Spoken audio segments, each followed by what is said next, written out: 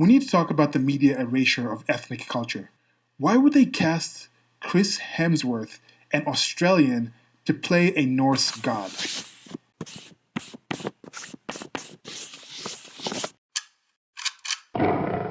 So to expand on this thought, this is just the way people go back and forth and say you have to play these certain characters in a certain way. There's a recent one that happened with Hamilton. It was a Broadway play by Louis something Miranda or something. He put on this play where it was more like a hip hop dance type of musical play, but it's done with people of different genders and races and ethnicities, and they came out and they put on the Hamilton play. And there were some people who were reading and like, you're destroying actual like history, American history, by putting all these people from these other races. You had this agenda, and yeah, it seems like he might have had an agenda. But I think his main agenda was to make an entertaining thing that a lot of people watched, and it seemed to be entertaining. A lot of people seemed to watch it. It seemed to be okay in that sense. But when it comes to acting, do you really care about who's acting in what? I come from a background. Maybe I just have a lot more of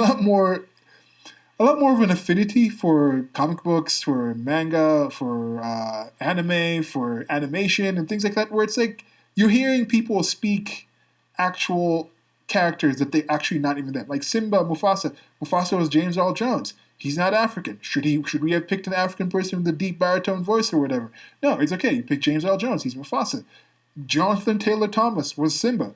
Jonathan Taylor Thomas, for all I know, is as white as it comes in the United States of America.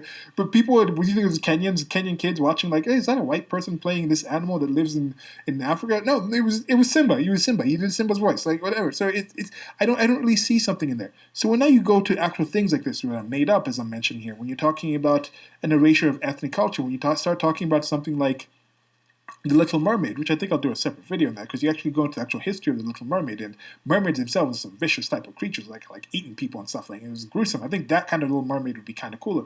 And I think there's some people who have done like Siren, and yeah, they were closer to sirens. Mermaids were closer to that siren thing where you'd hear the siren song, and then the boats would crash in the rocks, and the sailors would jump off into the water and then be eaten. But anyway, even the Dutch Little Mermaid situation, who actually thinks it's a race of mermaids? If you're going that deeply into the thing, then what kind of skin color would they have underwater? Like, why wouldn't they just have scales? What's the thought process of this? Should it be a redhead? Is a redhead accurate? A lot of Dutch people redheads. Why? So some of these things, when you go into actually saying a made-up character is somehow erasing the actual, by casting somebody as a made-up character, is somehow an affront to the actual culture and peoples who follow this culture and identify as these peoples. Where does that track?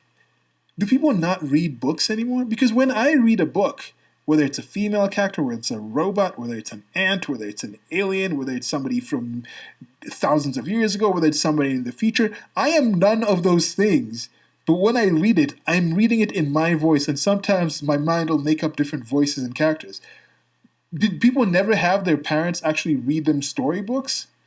When they go to churches, when they go to mosques, when they go to this thing, and they're hearing their preachers and pastors and monks and whatever the leaders in there, when they're hearing them speak about from the Bible, from their Bibles, from their holy books, do they think that these people are all of a sudden those gods? Like, do they think like it has to be a god to act this? They have to actually speak this thing. Where do you draw the line? Like here, do you go with nationality, or are you going to go to see what is his actual ethnic makeup? Does he have enough 50% plus genes from the people who actually came up with the Thor mythos, so that's enough for him to actually do it, even though right now his nationality is Australian? How far do you want to push this whole thing with it has to be of the actual ethnicity, otherwise you're somehow making an affront to somebody else's culture? Let me know what you think about that. I think this thing is definitely overdone. In general, I think it's up to the person who's making the actual entertainment piece to make it entertaining enough.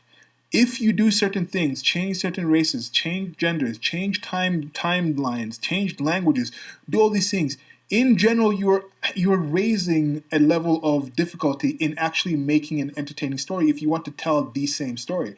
Now, if you want to adjust it or tell it in a different lens, that's just going to raise the actual bar of difficulty. And for some people, they can do it in an entertaining enough manner.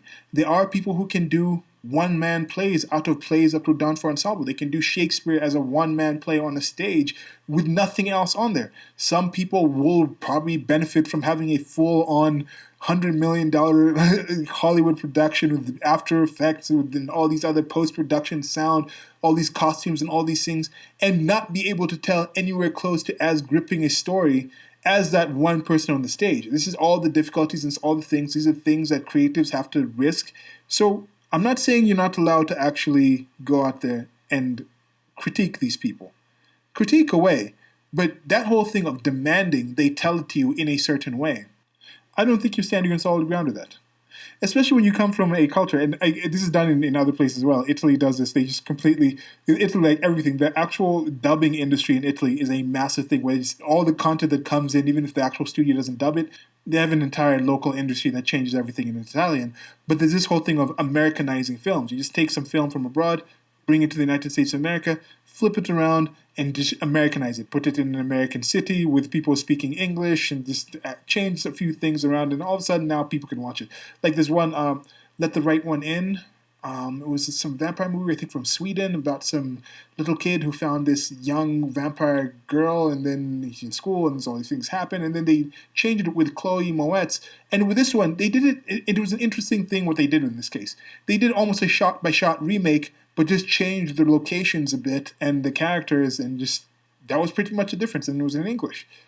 So for me, I think I preferred the first one, but I also watched the first one before that other one, and I had that memory while watching the second one, but it was literally almost a shot-by-shot remake. So there's that kind of ways of remaking, and then there's ways of just retelling an entire thing, like the Romeo and Juliet thing from Leonardo DiCaprio back in the 90s, I think it was, versus the actual story. Was that changing, or because it was supposedly white people? I think Harvey Weinstein was involved in that.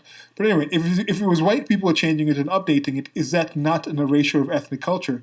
Or is it only a erasure of ethnic culture when somebody from a different race does this? Anyway, that's it for now. Like, share, and subscribe. Hit me up in the comment section and what you think about this topic. This is a topic that gets a lot of people talking. I guess maybe a lot of people in certain circles. Maybe most people in the world just don't really care about this thing, and I'm just focusing too much energy on this. But that's it for now. I appreciate you taking your time. There's also links to our merchandise store with different sorts of merch on there. Until next time.